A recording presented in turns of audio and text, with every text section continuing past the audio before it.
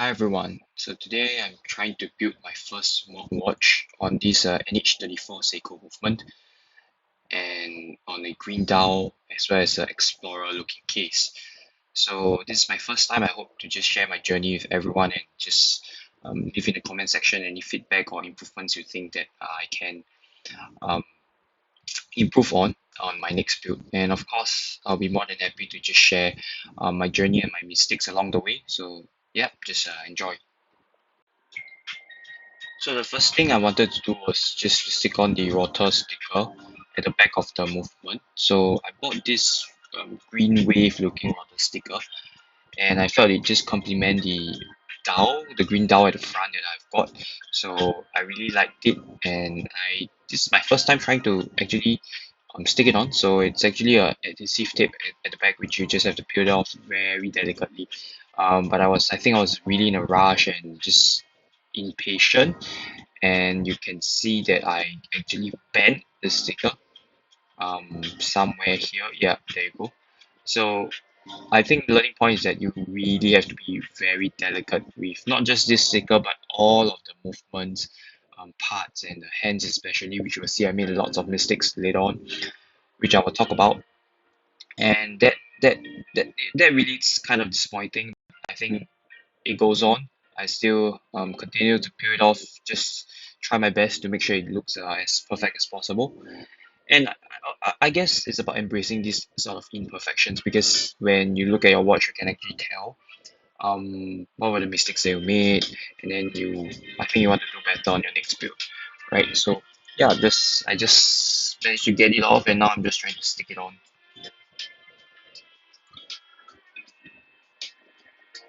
So because the adhesive is only on the bottom part of the rotor sticker, you just have to be very careful, very accurate in trying to align it with the rotor. So yeah, just take some time, but I think definitely comes with practice. So yeah, I guess I'll um, try again next time and hopefully it gets better.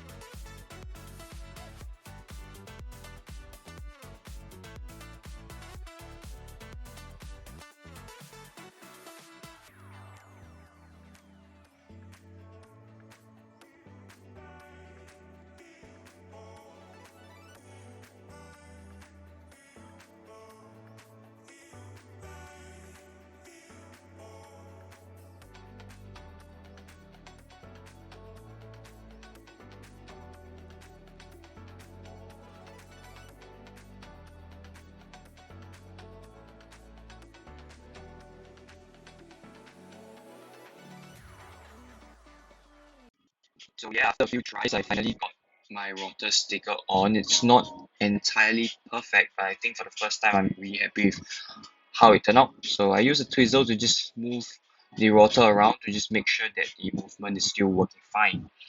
So then the next step was to just align and place the green dial onto the movement. So if you look at the bottom of the dial, there's actually four feet. In fact, you only need two for this movement. So just align the date window with the date at 3 o'clock on the movement itself and just see which 2 feet do not need it. And then just remove them with a plier. So I tried to be very delicate here, very careful.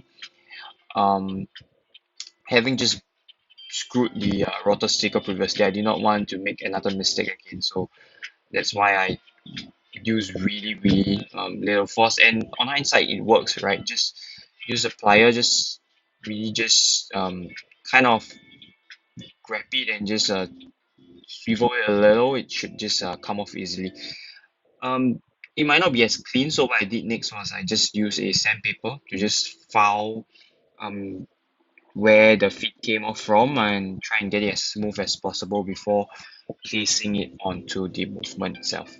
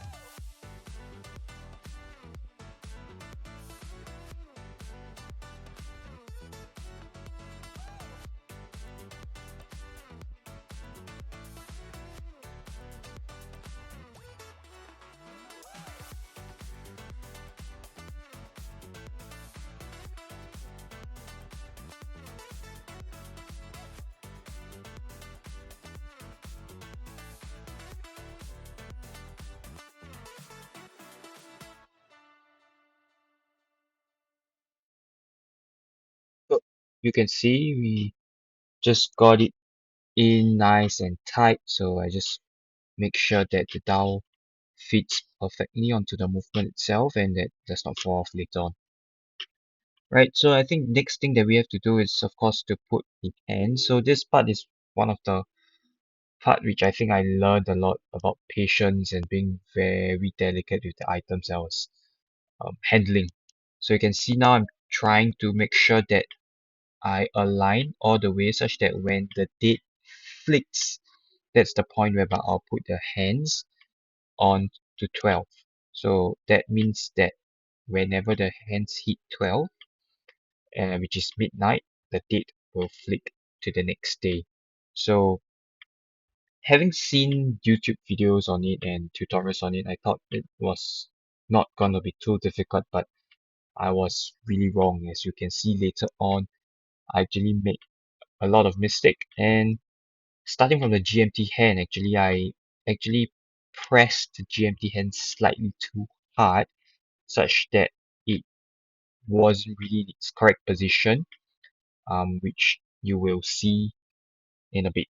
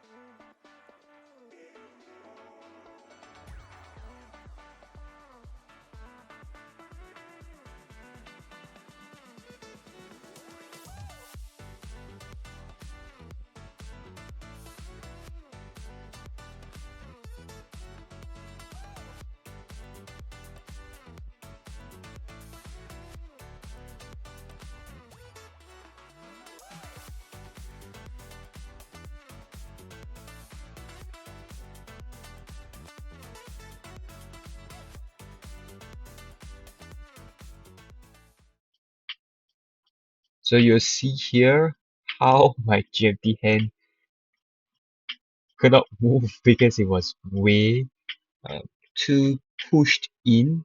So basically the hand got stuck at the indices. So the indices in this case are kind of protruding out from the dial.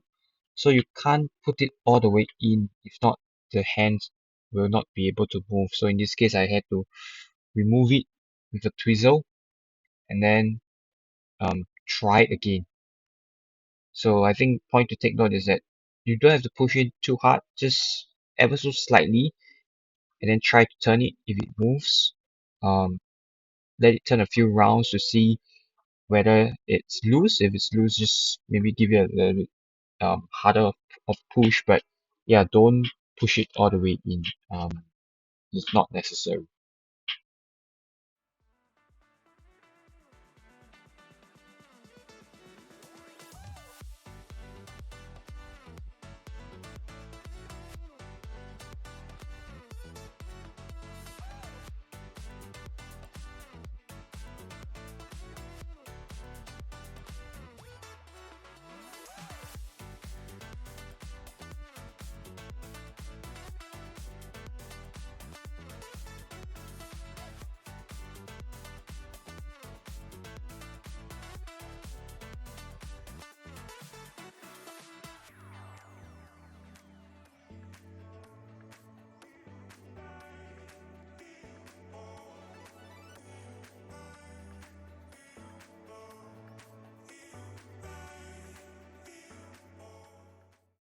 So after some time of trying and trying and trying again, it finally worked, and yeah, I was really happy with it, with how it turned out. You can see the GMT, it's nicely fitted onto the center of the dial, and yeah, wait, the dates changes right when the GMT hits 12, and yeah, I felt the sense of achievement from that.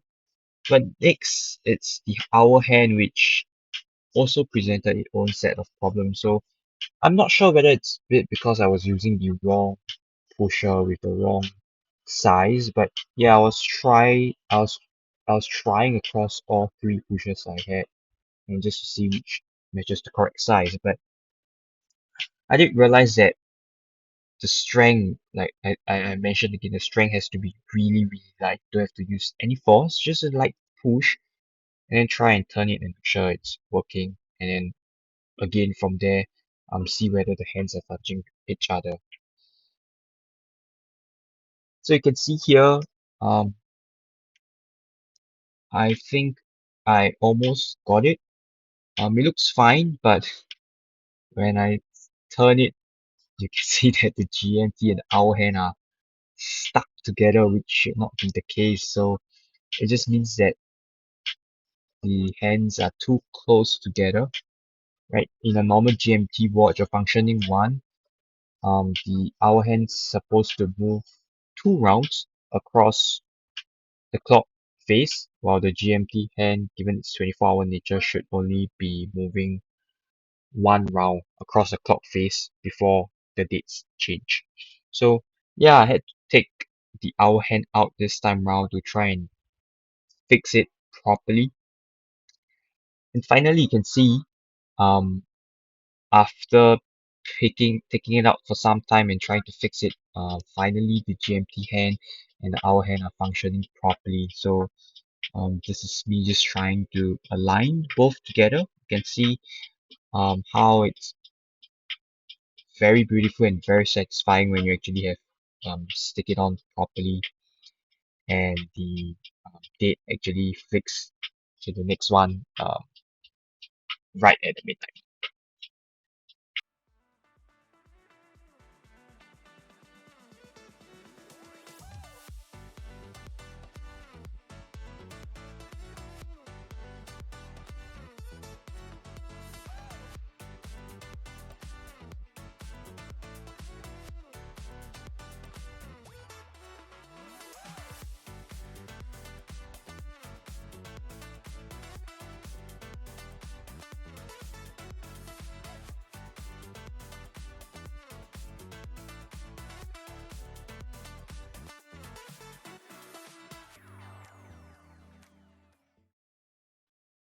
So the third hand for this movement is the minutes hand. So same thing, just align everything to the midnight and right where the date flicks to the next day.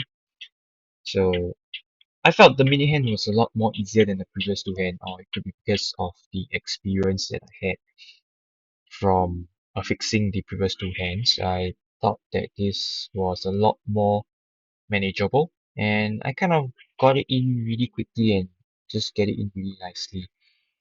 Yeah, but as you will see later on, I did make a few mistakes, especially trying to place the second hand such that I actually poked the hole on the mid hand, which is not ideal, but you make mistakes in the first build and you learn along the way. So yeah, I really like how this turned out. So next was the second hand, and this is the most difficult hand to play. So I think everyone who have built watches before will agree with me.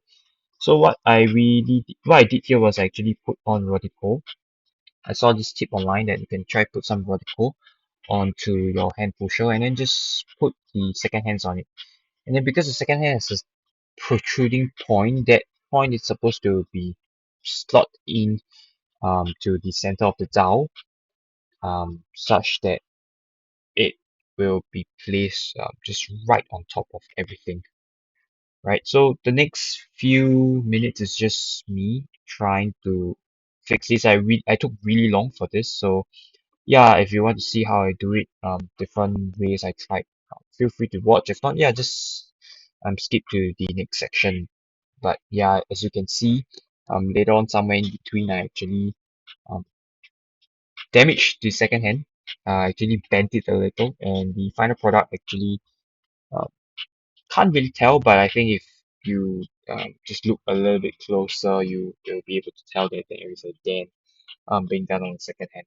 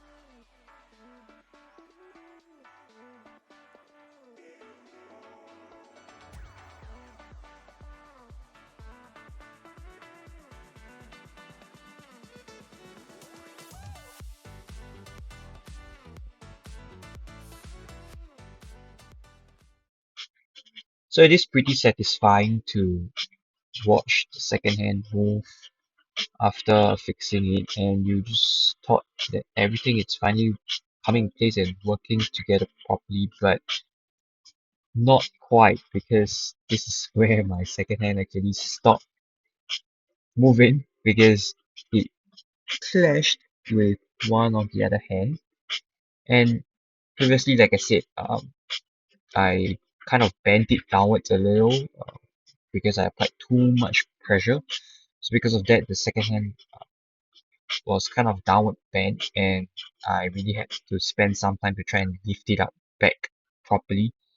Yep. So now you can also see that on the minute hand, there's a small hole being poked through the lume of it, because I was when trying to handle the second hand, I accidentally just poked it. Yeah, so yeah, lots of mistakes, and especially on the dial as well, you can see slight scratches all over the dial. Yeah, I kind of learned to embrace this kind of imperfection, given that it's my first build. I hope I learn along the way, and the next build it doesn't happen. Yeah, but yeah, overall at this point, I think everything was working fine, and I was just ready to case it.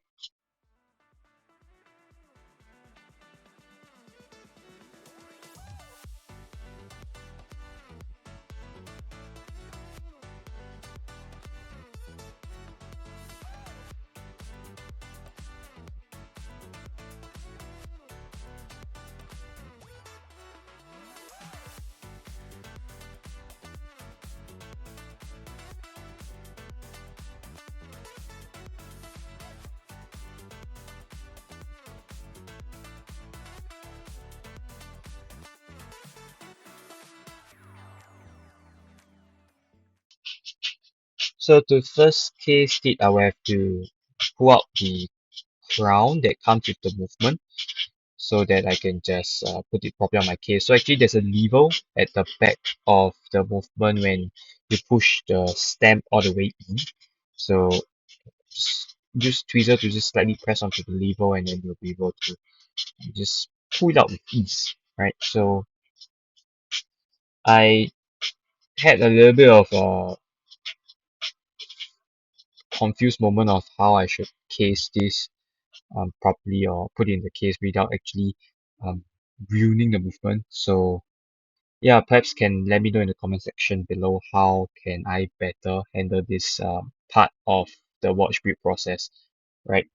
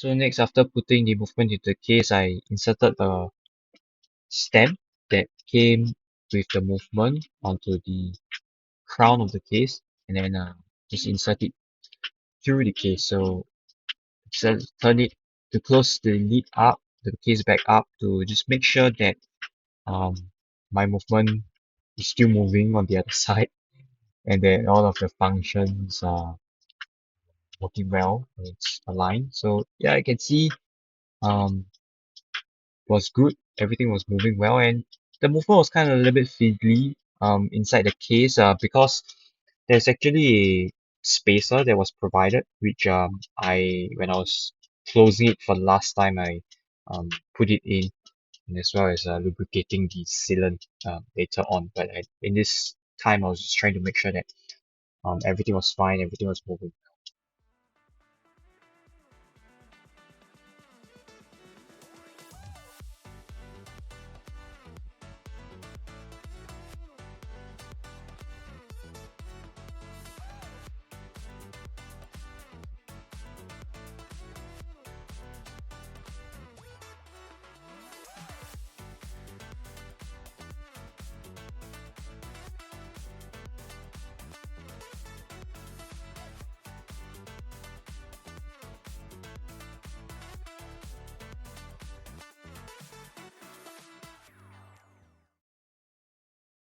So yeah, this is the spacer that came with it. So just slot it in after putting the movement in, and just swivel it a bit such that it sits perfectly on top. So this should prevent or minimize the excessive move moving of the movement within the case. So I just give it a good shake such that it can sit in place naturally, right? And then I did case it back a little to see whether it was stable enough, which I felt so.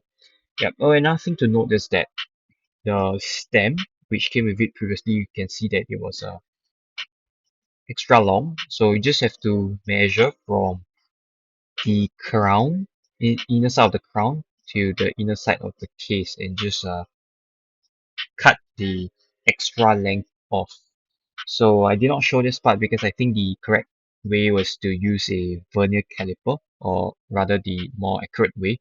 For me, I merely eyeball and just use a ruler to cut bit by bit off. Yeah. So now I made sure that it's fine. So then the next step was to just take out the um, black rubber ring. You can see that's sitting around the case. So that is the one that actually provides the water resistance to the case itself. So yep, just use a tweezer to just flick that up a little, and then put into the lubricant. So just give it a slight lubrication of it, and yep, just then slot it back into it, and so case, and we're done.